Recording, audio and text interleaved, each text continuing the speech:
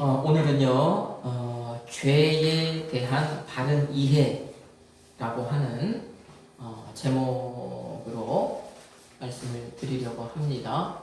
제목에서 나왔다시피 오늘은요, 죄에 대한 말씀을 좀 드려보려고 해요. 죄에 대한 말씀. 죄가 무엇인가? 오늘 이제 이것을 여러분에게 말씀을 드리려고 합니다. 죄가 무엇인가? 우리가 알고 있는 죄. 우리가 생각하는 죄, 그 다음에 성경이 말씀하는 죄, 이것을 이제 이렇게 아울러서 여러분에게 말씀을 드리려고 합니다. 그래서 오늘 이 시간 정말 여러분들이 죄가 무엇인가 라고 하는 이것에 대해서 바로 알고 그 바로 아는 그 신앙으로 말미암아 우리가 세상 살아갈 때 정말로 하나님이 싫어하시는 이 죄와 멀어지고 죄를 멀리하고 죄와 떠나는 그런 삶을 살기를 바랍니다. 그런 삶이 이 죄에 대해서 오늘 여러분들이 알므로 인해서 그런 삶이 여러분의 삶이 되기를 먼저 주님의 이름으로 축복합니다. 자, 오늘 본문 죄에 대한 말씀인데 최초라고 하는 이 단어가 계속해서 붙습니다. 지금 최초. 그래서 최초로 죄에 대한 지금 내용이 나오는 거예요. 최초로. 사람이 최초로 범죄하는 장면인 것입니다. 여자가 뱀의 유혹에 넘어가죠. 뱀이 여자의 마음을 어떻게 하는 겁니까? 지난 시간 말씀에 좀 덧붙이자면 죄를 짓는 방향으로 끌어당기는 거잖아요. 유혹한 거잖아요. 뱀이요, 여자가 죄를 짓도록 부추겼지 않습니까? 유혹했지 않습니까? 결국 여자는요, 이 유혹을 이겨내지 못하고 죄를 짓잖아요. 아담도 그 옆에서 같이 그 유혹을 이제 받았는데, 아담도 그 유혹을 단호하게 물리치지 않고 죄에 동참하게 되죠. 그래서 오늘 최초로 지금 이 죄의 문제가 여기서 다뤄지고 있는 것입니다. 결국 이 부분은요, 성경의 역사상, 인류 역사상 최초의 죄인, 죄를 지은 사람이 되고, 이 사람들의 이런 그 죄 문제로 인해서 우리는 그 원래 죄인의 모습으로, 악인의 모습으로 이제 이 세상에 올 수밖에 없는 이제 그런 존재들이 되었다라는 것입니다. 여러분, 그러면 여러분 무엇이 여러분은 죄라고 생각을 하십니까? 죄가 무엇인가요? 여러분 머릿속에 많은 것들이 생각이 날 텐데 먼저 이 죄라는 것, 사전은 이 사전은 죄를 어떻게 정의를 하고 있는가? 사전은 죄를 뭐라고 얘기하는가? 양심이나 도의에 벗어난 행위, 이것을 먼저 죄라고 사전은 해요. 그 다음에 벌을 받을 만한 일, 벌을 받을 만한 일을 한 것, 그것을 죄라고 얘기합니다. 그 다음에 이제 이 법적으로는 법률에 위반되어서 처벌을 면치 못하는 불법 행위, 그러니까 처벌을 받아야 되는 불법 행위, 이것을 사전에서는 죄라고 얘기를 하더라는 것이죠. 자, 그러면 지금 제가 사전에서 말하는 이 죄에 대해서 한번 말씀을 드려봤어요. 양심이나 도의에서 벗어난 행위가 죄다. 벌받을 만한 일을 한 것, 그것이 죄다. 법에 위반돼서 처벌을 받아야 되는 것, 처벌을 면치 못하는 것, 그런 불법 행위가 죄다라고 말씀을 드렸단 말입니다. 그러면 이것에 근거를 해서 제가 이제 여러분에게 한마디 드려볼 텐데, 여러분 한번 생각을 해보십시오. 저 여호수아서 2장 말씀에 보면은요, 이제 이스라엘 백성들이 저 요단강을 건너서 가나안 땅에 들어가려고 하는데 요단강을 건너자마자 있던 그 성이 바로 여리고성이었습니다. 그래서 이 여리고성을 저 여호수아서 2장의 말씀에 보면은 여호수아가 두 명의 정탐꾼을 이제 선발을 해가지고요, 그 정탐꾼을 여리고성에 보냅니다. 자, 그래서 이제 그 정탐꾼이 그 여리고성에 들어갑니다. 그런데 이 정탐꾼이 들어간 것을, 그 성에 들어온 것을 어떤 사람들이 어떻게 알았어요. 그 성의 사람들이 알았어요. 그래갖고 그 여리고 성의 왕에게 이러이러 해가지고 저 히브리 사람, 히브리 민족의 어떤 정탐꾼이 지금 우리 땅에 들어왔습니다. 우리 성에 들어왔습니다. 그리고 가만히 보니까 그 정탐꾼이 저 라합이라고 하는 여자의 집에 들어갑니다. 이렇게 얘기를 해요. 그러니까 그 여리고 성의 왕이 뭐라고 합니까? 당장 사람들을 보내가지고 잡아들여라 그러죠. 당연히. 두려움의 존재였단 말입니다. 지금 이 이스라엘 백성들 저 강 건너에 지금 새까맣게 진을 치고 있는 그 히브리 사람들, 히브리 민족, 이스라엘 사람들이요. 이 여리고 사람들은 두려움의 대상이었잖아요. 나중에 이제 라합이 얘기하는데 그들의 간담이 다 녹아버렸대잖아요.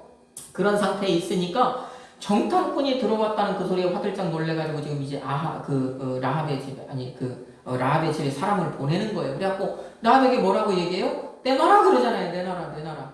내놓으라고 얘기를 합니다. 정탐꾼 내놔라. 그러니까 라합이 뭐라고 얘기를 합니까? 내 집에 들어오기는 들어왔다. 그러죠. 그런데 저 성문이 닫히기 전에 이미 정탐 다 끝내고 성문이 닫히기 전에 나가서 저쪽으로 도망가더라. 이렇게 얘기를 합니다. 그러니까 그 추격자들이 이제 성문 밖으로 그 사람들을 추격하러 떠나잖아요. 그런데 실상은 그렇지 않죠. 라합은 어떻게 했어요? 정탐꾼들을 저 다락방에 그 3대 가운데에 숨겨놨었다 이겁니다. 숨겨놨다는 거예요. 여러분 그러면 자 보십시다.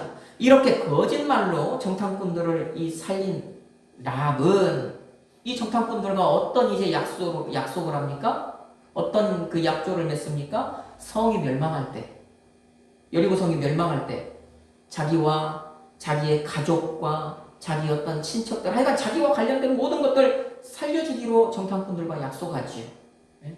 그리고 정말로 그 약속대로 여리고 성이 멸망할 때 그 성에서 살아남은 사람들이 누굽니까? 이 라합과 그 가족과 직계 가족과 그의 친척들, 그 다음에 뭐 그들에게 딸린 어떤 그 짐승이나 이런 것들, 그것들 말고는 없었다 그럽니다. 없었다. 아무것도 없었다라는 거예요. 그러면 자 오늘 이 라합의 어떤 이것은 라합이 한 행동은 양심이나 도의에 벗어난 것이 맞죠. 세상이 말하는 사전이 말하는 죄 지금 이거 얘기하는 거예요. 라합의 할 일은 벌받을 만한 일이죠. 라합의 행위는 처벌을 면치 못하는 불법 행위였습니다. 왜 그렇습니까? 자기 성 사람들 배신했잖아요. 동포를 죽음으로 내몰았잖아요. 그리고 동포를 죽음으로 내모는 대신에 자기와 자기의 가족들, 친척들만 살아남았잖아요. 그러면 여러분이 생각할 때 이 라합의 이런 행동은 죄입니까? 아닙니까? 죄라고 생각이 됩니까? 죄가 아니라고 생각이 됩니까? 여러분 마음속에 아마 대답이 딱 정해졌을 거예요. 이것은 무엇이다라고 하는 대답이 정해졌을 거예요. 그런데 그 대답은 제가 나중에 후에 말미에 다시 한번 여러분에게 질문을 하고 대답을 좀 한번 들어보겠습니다.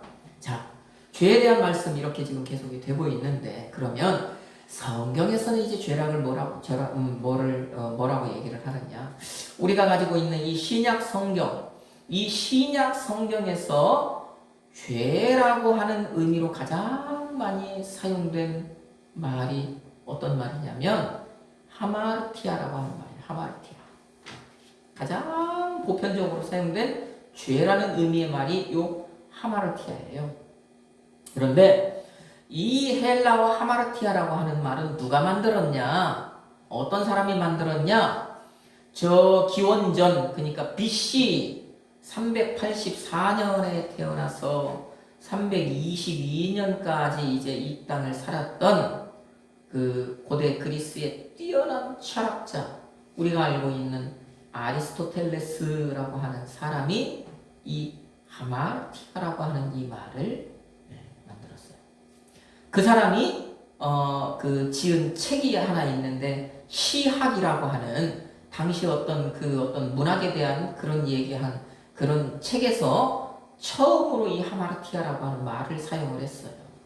그런데 자 이 말에는 그 당시 이 아리스토텔레스라고 하는 사람이 이 말을 처음 사용을 할 때, 그러니까 고대 그 고전 헬라어 문법, 용법 여기에 보면은 이 말에는 어떤 의미가 있냐면 결함이라고 하는 의미가 있습니다.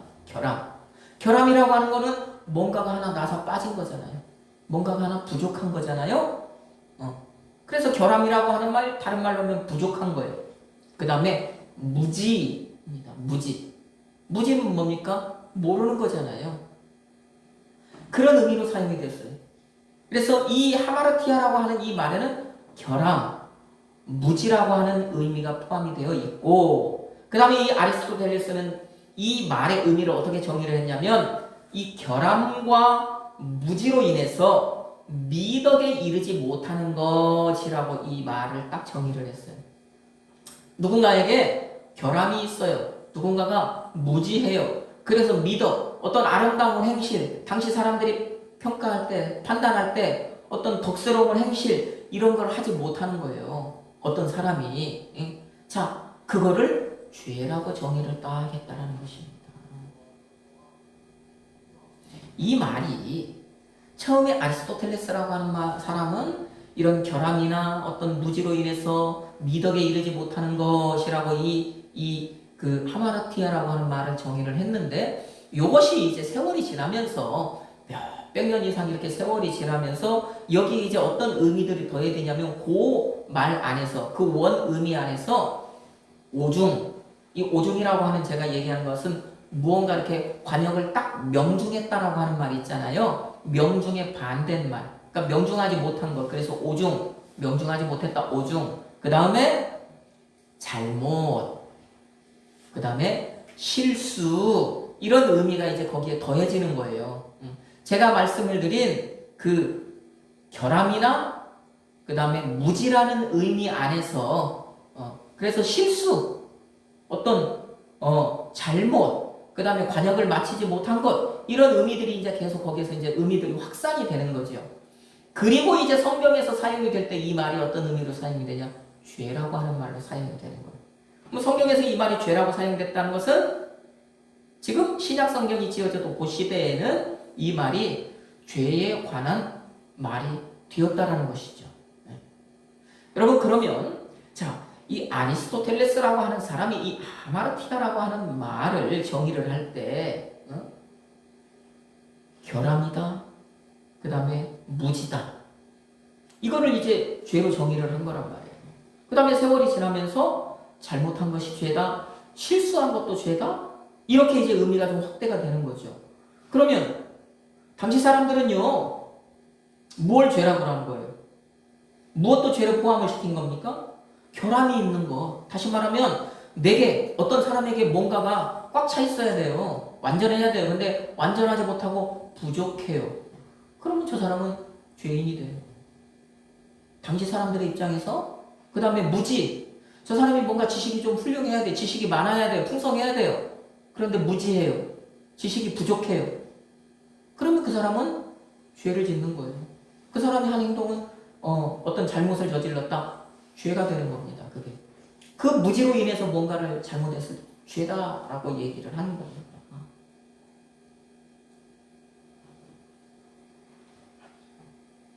표적이 있어요.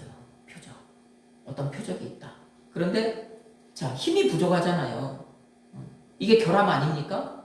어떤 사람이 힘센 사람도 있고 힘이 부족한 사람도 있을 거 아니에요. 그러니까 저 관역을 맞춰야 되는데 내가 화를 쏘든지 아니면 돌팔매질을 하든지 관역을 맞춰야 되는데 그 앞에도 못 가고 이 앞에 똑 떨어지는 거잖아요. 자, 그러면 이것을 죄라고 얘기를 하는 거예요. 못 맞췄잖아. 그러면 그건 죄야. 이게 이 결함으로 인한 죄. 여러분, 사람에게 두 눈이 있잖아요. 시력이 완전해서 표적을 정확히 볼 수만 있다면 딱 맞출 수 있어요. 그쵸? 그런데 어떤 사람은 시력이 부족해. 눈이 잘 안 보여.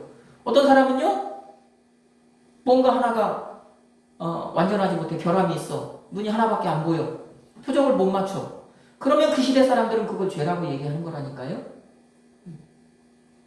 무엇이 표적인지 알아야 된단 말이에요. 그죠? 이건 지식이 있는 거잖아요. 그런데 무지. 어떤 게 내가 맞춰야 될 표적인지를 몰라요. 무지한 거잖아요. 그러니까 어떤 것이 표적인지를 모르니까 엉뚱한 것에다가 뭐 돌팔매질을 하든지 화를 쏴.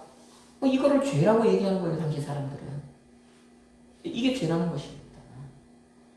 당시 지금 제가 얘기하는 것은 그 헬라인이라고 하는 지금으로 얘기하면 성경을 받아 기록한 히브리 사람이 아닌 그 외의 모든 사람들이 지금 이제 통용적으로 죄를 그런 식으로 지금 이해를 했다라고 하는 말씀을 드리는 것입니다. 뭐가 부족해서, 뭐가 없어서, 지식이 없어서, 무언가 잘못을 저지르면 그건 죄다라는 것입니다. 그 무지가 죄가 되는 거예요. 자, 제가 조금 아까 이 말에 처음 시작이 된 게 저 BC 한 380 몇 년부터 해가지고 380 한 4년부터 322년까지 요 아리스토텔레스라고 하는 사람이 만들었다. 그러면 그 시대 사람들은요 예수를 알았어요, 몰랐어요? 모르던 사람들이 만든 거예요. 세상의 지식, 세상의 어떤 그 판단과 기준을 가지고 이 말을 만들었던 거예요. 그런데 이제 세월이 지나서 이 사람은 죽고 없어졌지만 몇백 년이 지난 다음에 예수님이 이 땅에 오신 다음에 그 다음에 이제 예수님으로 인해서 이제 복음이 이제 퍼져나가잖아요. 사도들에 의해서 복음이 퍼져나가잖아요. 특히 막 저 사도 바울을 통해 가지고요 그 유럽 쪽으로 이쪽으로 헬라 사람들에게 막 복음이 막 확산이 되잖아요. 그러면은 이 헬라 사람들, 다시 말하면 이방인 이 사람들도 복음을 받아들여요. 이제 예수를 알아요. 다시 말하면 하나님의 존재, 하나님이라고 하는 이 신에 대한 이제 존재를 알고 그 신에 대한 존재를 이제 믿기 시작하잖아요.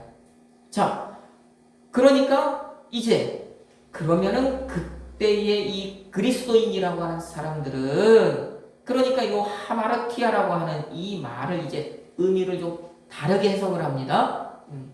처음에 제가 얘기했던 그것에서 이제 이 어떤 그 성경 안에서의 어떤 죄의 모습을 찾으려고 하는 거예요.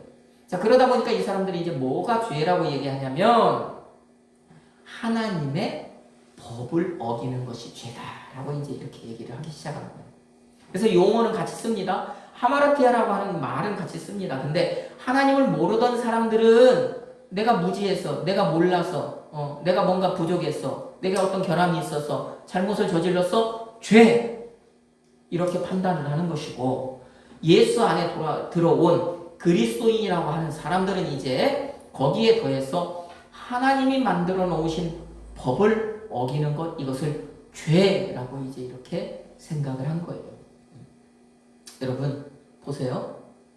여러분은 이제 그런 얘기를 잘 못 들으셨겠지만 우리 때만 해도 어른들이 지금도 이제 어르신들이 그런 얘기를 많이 쓰시는데 그 많이 쓰시는 얘기 중에 하나가 뭐냐? 내가 못 배운 게 죄다. 얘기 들어봤습니까? 또 가진 것이 없는 게 죄다. 얘기 많이 합니까? 안 합니까? 없는 게 죄고 못 배운 게 죄다. 많이 하잖아요. 그러면 보세요. 자, 우리는 사실 저 헬라 사람들하고는 사실 관계가 없는 사람들이었어요. 그런데 우리 어르신들이 하는 얘기도 제가 조금 아까 저 이방 사람이라고 하는 헬라 사람들이라고 하는 그 사람들이 만들었던 이 말의 의미와 우리 어르신들이 하던 말의 의미가 어떻게 일맥상통합니까? 안 합니까? 하는 거예요. 자, 이게 우리의 사고라는 거예요. 그러니까 우리의 생각이라는 거예요. 이게 우리의 죄에 대한 기준인 거예요. 우리가 생각하는 죄예요. 그러니까 우리도 이제 그렇게 살다가 우리도 못 배운 게 죄, 없는 게 죄. 이런 의식 속에서 살다가 우리도 예수를 믿으니까 우리도 이제 자연스럽게 생각하는 게 뭐예요? 우리도 하나님의 법을 어기면 그게 죄구나 이렇게 생각을 하는 거죠. 맞습니까? 네, 그런 겁니다. 자, 그러면 성경을 기록한 하나님께서 성경을 주신 그 히브리 사람들은 죄를 어떻게 생각을 할까? 오늘 말씀의 핵심이 되는 겁니다. 이 사람들은 그러면 죄를 어떻게 생각을 할까? 어떻게 죄를 정의를 했을까? 그들은 우리가 얘기하는 것, 오늘 그리스도인이라고 우리가 얘기하는 그 죄와 다르게 얘기를 하는 거예요. 저 이방 사람이라고 하는 예수 밖에 있는 사람들이라고 하는 그 사람들이 하는 죄와도 다르게 죄를 얘기를 합니다. 그건 뭐냐? 이 사람들은, 히브리 사람들은 죄라고 하는 것을요, 하나님이 세운 질서를 망가뜨리는 거. 하나님이 세운 질서를 깨뜨리는 거. 하나님이 세운 질서를요, 무너뜨리는 거. 이것을 죄라고 얘기를 합니다. 굉장히 큰 의미, 그 다음에 굉장히 단순한 의미예요. 그리고 죄에 대해서 명쾌합니다. 죄가 뭐라고요? 하나님이 세워놓으신 질서를 무너뜨리는 게 죄다. 이 사람들은 이렇게 생각을 한다. 자, 이 사람들의 의식의 이 근본적인 근원이 어디에 있느냐? 창세기 1장에 있는 거예요. 이 사람은 성경 속에서 답을 찾는 거예요. 죄가 무엇인가? 창세기 1장 3절부터 해가지고 하나님께서 이제 이 땅의 모든 것을 창조하시잖아요. 창조라고 얘기하자면 사실은 조성이라고 하는 말입니다. 조성. 원재료를 가지고 이제 뭔가를 1장 3절부터 뭔가를 만드셔요. 그것을 우리는요, 창세기 1장을 할 때 하나님이 질서를 세우셨다 이렇게 말씀을 드렸습니다. 제가 뭔가 하나님께 창세기 1장 3절부터 저 끝에 하나님 보시기에 심히 좋았더라, 매우 좋았더라 하시는 그때까지 하나님이 만드신 모든 것들, 우리 눈에 보여지는 것은 만든 것지만 하나님 편에서 다르게 보면 그건 하나님이 모든 것에 질서를 세우신 것이다. 그래서 하나님이 너는 이런 역할을 해라, 너는 저런 역할을 해라, 너는 이런 모양을 해라, 너는 저런 어떤 형태를 갖춰라. 다 하나님이 어떻게 보면 만물의 질서를 딱 정해놓으신 거잖아요. 그래서 지금도 사람 말고는 그 모든 것들이 그 질서대로 돌아가고 있는 것 아닙니까? 그래서 하나님의 창조 행위는 하나님의 질서를 세우신 것이다. 이 사람들은 그 하나님이 그 창세기 1장에서 세워놓은 그 질서, 이 질서를요 흐트러뜨리고요, 이 질서를 깨뜨리고요, 이 질서를 무너뜨리는 것, 이거를 뭐라고 말한다고요? 이거를 죄라고 얘기한다는 것입니다. 하나님이 세워놓으신 질서, 이 질서를요, 우리 기억나죠? 저 이사야서 14장에 보니까 하늘에 있던요, 천사들이, 이제 이 악한 영들이라고 하는, 이 사탄이라고 하는 이 무리들이 한번 하나님의 그 질서를 한번 흐트러뜨렸죠. 무너뜨렸죠. 그 다음에 이 땅의 세계에서는요, 이 사람이라고 하는 이 지금 첫 사람이 또 한번 이 하나님의 질서를 무너뜨리죠. 이렇게 하나님이 세워놓으신 질서를, 하나님이 3층 하늘에, 하나님이 너희들이 2층의 하늘에 살아라. 그런데 이 천사가 이 3층 하늘로 올라가고 싶어서 내가 목별에 자정하리라. 하나님의 보좌에 내 자리를 올리리라. 이런 거, 이거를 죄라고 정의를 하는 거예요. 사람이 지금 하나님이 에덴 동산에서 세우신 그 질서, 하나님이 사람과 세우신 그 질서를 깨뜨렸단 말이에요. 사람들, 이 히브리 사람들은 요거를 죄라고 얘기를 하는 것입니다. 그래서 하나님의 질서를 무너뜨린 것, 이것이 바로 히브리 사람들이 생각하는 죄다. 그 사람들이 정의한 죄다. 우리가 생각하는 죄는 그래서요, 문득 뭔가에 부딪힙니다. 이거는 죄인데? 내 기준에서 이건 분명히 죄인데? 이런 부딪힘이 있다는 거예요. 그런데 이 사람들이 말하는 이 죄는요, 부딪히는 것이 없는 거예요. 자, 그렇다면, 오늘 우리가 지금 죄에 대해서 말씀을 드리잖아요. 말씀의 제목이 죄에 대한 바른 이해잖아요. 그러면 오늘 이 시간 우리가 죄에 대해서 바로 이해를 해야 되는데, 그러면 죄에 대한 바른 이해는 뭐냐? 이 성경적인 이해는 뭐냐? 성경에서 말씀하는 죄가 무엇인가? 우리가 바르게 이해하는 것은 무엇이냐? 저 헬라적 사고로 생각하는 그것은 아니다. 헬라적 사고는 사람을 의식해서 사람을 바라보고 사람의 편에서 죄를 이야기하는데 그것은 아니다 라는 거예요. 그러면 어떤 것이 죄에 대한 바른 이해냐? 히브리적 사고 안에서 바라보는 죄, 생각하는 죄가, 성경이 말씀하는 죄가 우리가 바로 이해할 수 있는 죄에 대한 이해다라고 하는 것입니다. 헬라적 사고 이방인, 우리도 이방인이잖아요. 그래서 우리도요, 무의식적으로요, 우리는 자꾸 사람을 의식할 수밖에 없습니다. 이거는 우리 이방인의 한계예요. 태생적인 한계입니다. 히브리 사람들은 사람을 의식하는 것이 아니라 가장 먼저 하나님을 의식을 해요. 그래서 하나님 편에서 어떻게 하는 겁니까? 하나님을 의식한다고 하는 것은 모든 것을 하나님 편에서 보고, 또 모든 것을 하나님 편에 생각하고, 또 모든 것을 하나님 편에서 말한다는 것입니다. 그게 1순위라는 얘기예요. 그러니까 죄도 하나님과 연관을 지어서 대초부터 하나님이 필요해서, 하나님이 원해서 이 세우신 질서를 사람이 임의대로 무너뜨리는 행위, 이것을 죄다라고 정의를 하는 거예요. 그러면 오늘 우리가 알아야 될 죄에 대한 바른 이해는 무엇입니까? 죄란 뭐다? 하나님이 세워놓으신 이 질서를 무너뜨리는 게 죄다라고 우리가 이해를 하면 됩니다. 이게 죄에 대한 바른 이해입니다. 자, 여러분, 제가 처음에 여러분 그 라합에 대해서 질문을 드렸습니다. 그러면 오늘 이 시간 지금 우리가 죄에 대한 바른 이해, 무엇이 죄다라고 하는 이 말씀을 들었으니까 그러면 다시 한번 여러분에게 질문을 드려볼게요. 우리가 사람을 의식하고 라합을 본다면 아까 처음에 생각했을 때 우리는 분명히 라합은 죄인입니까? 아닙니까? 죄인이에요. 여러분 그런 생각, 라합이 죄인이다라는 생각 여러분 했습니까? 안 했습니까? 마음으로? 라합은 죄인이다 생각 안 했습니까? 그런데 이 시간, 자, 하나님이 세워놓으신 질서라고 하는 이 기준, 그죠? 하나님이 세워놓으신 이 질서를 무너뜨리는 게 죄다라고 하는 이 기준, 이 바른 이해 안에서 라합의 행위를 봤을 때 라합의 행위는 죄일까요? 죄가 아닐까요?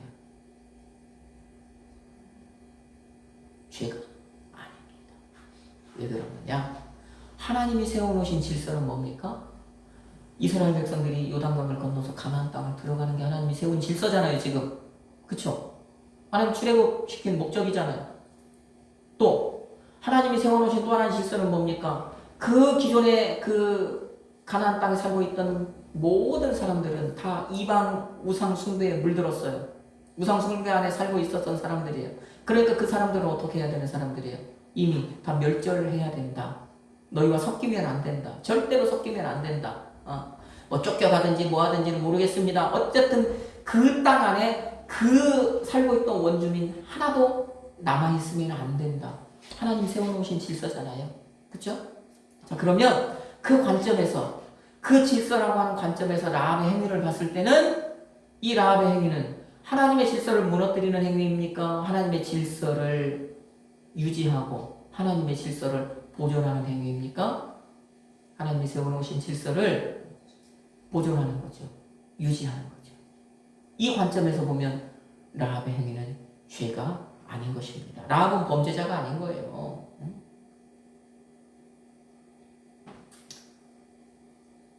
보세요.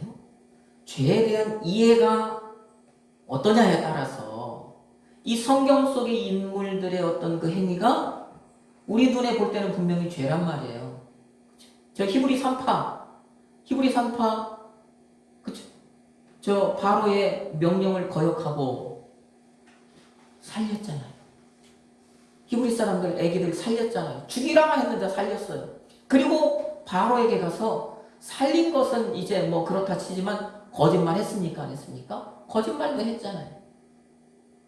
여러분 이 문제는요, 분명히 하나님은 공의의 하나님이시라면 이 문제는 이유야 어떻든지 간에 누군가가 이게 거짓말했으면 그것은 잘못이고 이것은 죄입니까? 아닙니까? 죄예요. 우리 기준에서는 죄입니다. 그런데 하나님은요, 그 출애굽기 말씀에 보면 그 히브리 산파들의 집안을 어떻게 하셨다고 그러면 더 흥왕하게 하셨다. 다시 말하면 막 왕성하게 번성하게 하셨대. 이 말은 그들에게 막 흘러 넘치는 복을 주셨다라는 얘기거든요. 이 얘기는 뭡니까? 하나님 편에서 볼 때 그 산파들의 행위는 죄예요, 죄가 아니에요? 아니었다는 것입니다. 여러분 우리가 어떻게 이것을 납득할 수 있습니까?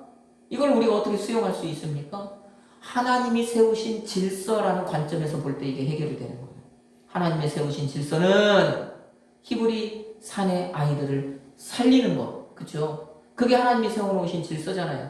그 민족이 아브라함과 약속을 하셨잖아요. 그 민족이 하늘의 별과 같이 바다의 모래같이 많아야 된다. 내가 그렇게 하겠다. 약속이잖아요. 그게 하나님이 세우신 질서잖아요. 그러니까 히브리 산파는 그 질서를 지키려고 보존하려고 했던 거예요. 그러니까 이것은요, 절대적으로 하나님의 관점에서는 죄가 아닌 거예요.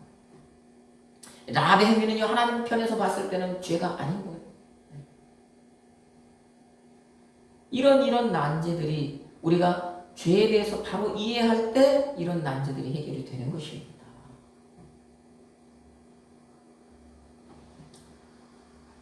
우리가요 하나님이 어떤 하나님인가라는 것을 이야기를 해요. 그죠? 하나님은 어떤 하나님이다.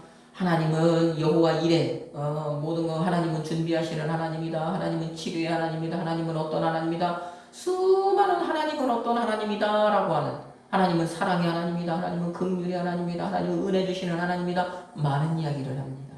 그런데 자, 우리가 하는 그런 어떤 하나님이 어떤 하나님이다라고 하는 이 말들 가운데 하나님을 어떻게 얘기하는 게 있냐면 하나님은 질서의 하나님이다라고 해요. 들어봤습니까? 하나님은 질서의 하나님이다. 여러분 왜 이 말이 나왔을까요? 저는 굉장히 이게 성경적이고 저는 이 하나님에 대한 어떤 이런 정의가요 굉장히 히브리 사람들의 이 사고에 맞는 정확한 그 하나님에 대한 정의라고 생각을 해요. 그 이유가 뭡니까? 하나님, 창세기 1장에서부터 하나님은 질서를 세우셨잖아요. 그리고 우리가 이 질서의 관점을 가지고, 이 질서라는 관점을 가지고 성경을 보면은요, 모든 것, 하나님이 하시는 말씀은 다 하나님이 세우시는 질서예요. 모세오경을 보면, 그쵸? 모든 사람과 질서를 세우잖아요. 모든 것과 질서를 세우잖아요. 첫사람부터 질서를 세우신 하나님. 그런데요, 그 하나님이 가면서 노아보다 하나님 질서 세우셔야 안 세우셔야 세우시잖아요. 하나님 노아에게 방주를 세우라고 하는 거, 방주를 지으라는 거, 질서를 세우신 거예요. 그런데 하나님이 그냥 네 맘대로 지어라? 아니죠. 하나님께서 정확하게 어떤 방주를 지어야 된다. 치수를 얘기하시잖아요. 모양을 얘기하시고, 수치를 얘기하시고, 질서를 정하시잖아요. 하나님 이스라엘 백성들 출애굽기 때 시작해가지고 출애굽시키는 거 질서입니다. 하나님이 그런데 그 백성 광야로 불러내놓고 그 시내 산 아래에서 하나님이 너희들 이제 내가 빼줬으니까 잘 살아 그렇게 합니까? 하나님 그러지 않죠. 거기서 1년여 넘는 기간 동안 하나님이 뭔가를 계속 말씀하셔요. 법을 얘기를 하고요. 성막을 짓는 것을 얘기를 하고요. 뭐 제사장, 레위인, 일반 사람들 모든 사람들에게 어떤 그 대한 말씀을 하시잖아요. 이게 뭡니까? 다 질서를 정해주신 거잖아요. 질서를.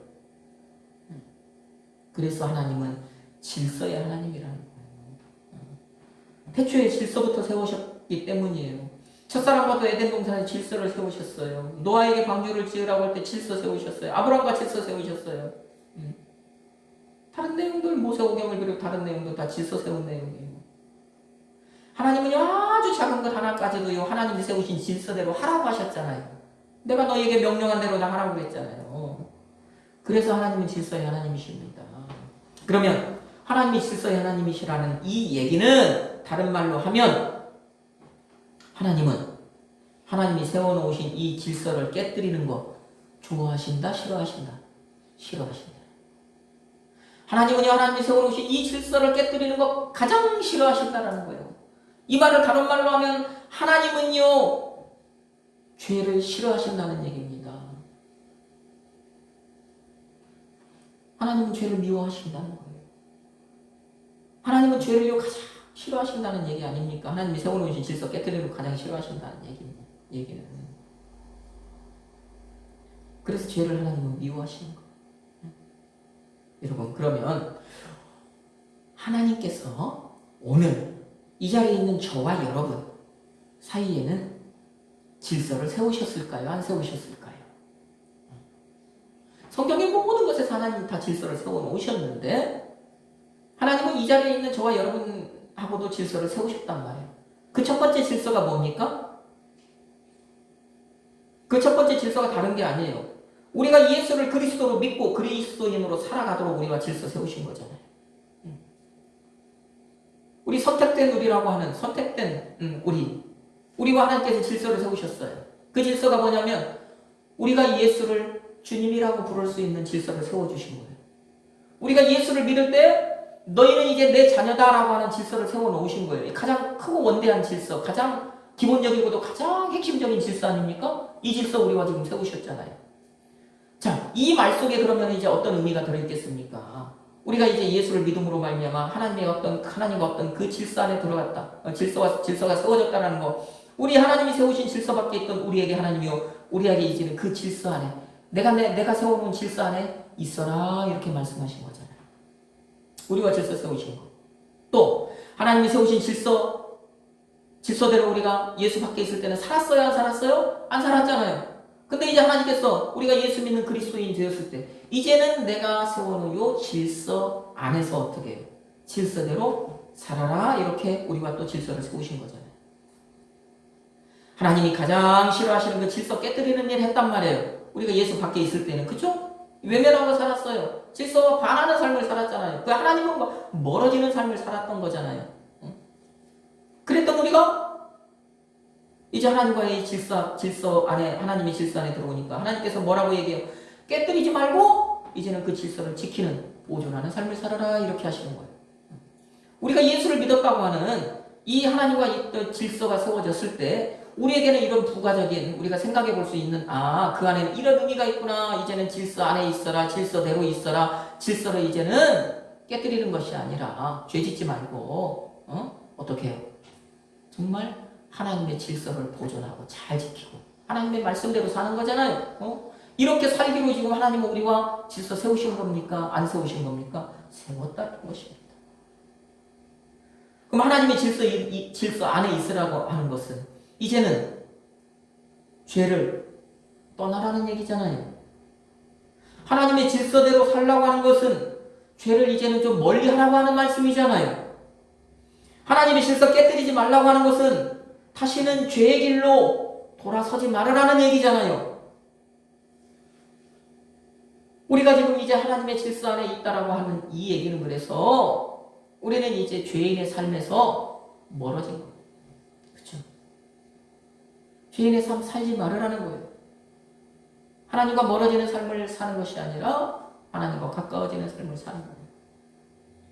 그러면 무엇이 하나님과 가까워지는 삶을 사는 거겠습니까? 어떤 것이? 우리가 무엇이 죄짓지 않는 삶을 사는 거겠어요? 기본적으로 생각해 보면 됩니다. 우리가 죄짓지 않는 삶, 오늘 죄에 대한 바른 이해, 우리 죄에 대해서 바르게 이해했잖아요. 죄가 무엇이다? 하나님이 만드신 질서를 무너뜨리는 게 죄다. 그러면 이제 우리가 하나님이 세우신 질서 안에서 이제는 그 질서를 보존하며 살아간다고 하는 것은 죄짓지 않는 삶을 사는 거예요. 이 얘기를 또 하나님이 세우신 질서와 연관을 시키면 우리는 이제 하나님이 세우신 질서 깨뜨리지 않으면 되는 겁니다. 여러분, 세상 살아갈 때 이것이 죄인가 아닌가? 여러분, 이거 죄다 아니다 판단해야 되는 순간들이 우리에게 너무도 많은 그런 판단해야 될 때가 찾아옵니다. 그럴 때 이 판단의 기준을 무엇으로 삼으라고요? 이게 하나님이 세워놓으신 질서인가 아닌가? 이게 하나님이 원하시는 건가 아닌가? 이게 하나님이 좋아하시는 건가 아닌가? 이게 하나님이 보시기에 좋은 것인가 아닌가? 기준이 되는 거예요, 이게. 그리고 사람의 기준이 아니라 하나님의 기준이 되는, 이게 하나님이 세워놓으신 질서를 지키는 것이구나. 내가 하려고 하는 것이 하나님이 세워놓으신 질서를 깨뜨리려고 하는 것이구나. 그러면 그건 죄가 되는 겁니다. 기준이 명확하죠. 정확하죠. 여러분, 우리는 이제 그 기준대로 살면 되는 거예요. 여러분, 세상은 변합니다. 그렇죠? 모든 것이 변합니다. 사람이 만든 질서는요, 시간에 따라 변하고, 환경에 따라 변하고, 시대에 따라 변하고, 사람에 따라 모든 거 변해요. 근데 하나님 세우신 질서는 안 변해요. 이 얘기는 뭡니까? 하나님이 세우신 질서 안 변한다는 것은 하나님이 세워놓으신 이거는 죄다, 이것은 아니다라고 하는 판단 기준이 절대로 변하지 않는다라는 거예요. 여러분, 우리는 그 불변의 법칙을 믿고 그 불변의 법칙대로 살아가면 되는 거예요. 우리가 세상 살아갈 때 하나님이 보시기 좋은 것, 그것을 행하면 이거 선을 행하는 거예요. 하나님이 보시기 안 좋은 것, 그것을 행하면 그 하나님의 질서를 무너뜨리는 거예요. 이거는 우리가 범죄하는 것, 죄를 범하는 것이 되는 거잖아요. 오늘 우리가 이렇게 죄에 대해서 바로 이해를 하다 보니까 내가 어떻게 살아야 되겠다, 어떤 그 판단의 근거가 명확해지지 않았습니까? 자, 그러면 이제 우리는 어떻게 살아야 되겠습니까? 우리가 죄에 대해서 바로 이해했으니까 이 한 주간을 살아낼 때 또 이 말씀이 이제 여러분들의 마음에 그 신비에 깊이 새겨져서 마음에 정말 흐리지 않고 지워지지 않고 딱 여러분 새겨 놓으시고 여러분 이 한 세상 살아갈 때 어떻게 살아가면 되는 거예요? 하나님이 세워놓으신 질서를 깨뜨리지 말아야 되겠다. 하나님이 세워놓으신 질서를 무너뜨리지 말아야 되겠다. 하나님이 세워놓으신 질서를 내가 잘 보존, 하나님이 나와 세워놓으신 그 질서를 내가 잘 유지하면서 보존하면서 지키면서 살아야 되겠다. 이것이 이제 우리 그리스도인의 삶이 되어야 되는 거죠. 오늘 이 자리 사랑하는 성도 여러분, 오늘 이 자리에서 우리가 그럼 결단할 건 무엇이겠습니까? 내가 하나님이 세우신 질서를 무너뜨리지 않아야 되겠구나. 여러분, 우리가 이거 결단하면 되는 거잖아요. 정말 하나님이 세워놓으신 이 질서를 무너뜨리는 죄인의 삶을 살지 않아야 되겠다. 하나님, 내가 그런 삶을 살지 않겠습니다. 하나님 이 질서를 내가 잘 보존하는 삶을 살겠습니다. 이거 약속하면 되는 거예요. 그리고 성령, 하나님 의지해서 그런 약속을, 그런 결단을 삶으로 만들어내면 되는 것입니다. 약속하고 결단한 대로 정말로 하나님과 같이 죄를 미워하는 이것을 삶으로 정말 녹여내시기를 하나님이 세우신 구원의 질서이신 예수 그리스도의 이름으로 축복합니다.